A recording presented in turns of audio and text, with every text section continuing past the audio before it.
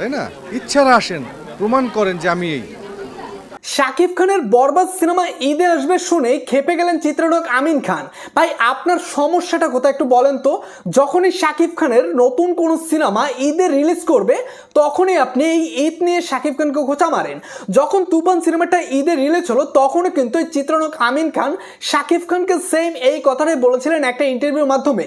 তখন কিন্তু শাকিব খান এক ইন্টারভিউর মাধ্যমে বলেছিলেন যে ঈদ ছাড়া এত বছর প্রমাণ করতে করতে আজকে এই পর্যন্ত এসেছি, এখনো বলতেছে ঈদ ছাড়া প্রমাণ করতে। শাকিব খানের সিনেমা সুপার ডুপার হিট হতে ঈদের প্রয়োজন পড়ে না। শাকিব খান ঈদ ছাড়াই যে কটা সিনেমা সুপার ডুপার হিট দিয়েছে সেগুলো বাংলাদেশ চলচ্চিত্রের অন্য কোনো নায়কের ক্ষেত্রে সম্ভব হয়নি। তো আমিন খান বরাবরই শাকিব খানকে নিয়ে এই ঈদের সিনেমা রিলিজ নিয়ে শাকিব খানকে নিয়ে খোঁচা মারেন। এবং শুধু তিনিই নয়, বাংলাদেশে আরেকজন হিরো রয়েছেন চিত্রনায়ক ইলিয়াস কাঞ্চন, তিনিও শাকিব খানকে এই সেম কথাটাই বলে। তো শাকিব খান ও আমিন খানের মাঝে খুব ভালো সম্পর্ক, সেটা আমরা সকলেই জানতাম এবং তারা কিন্তু একসাথে বেশ কয়েকটা সিনেমা জুটি হিসাবে দর্শকদের উপহার দিয়েছে।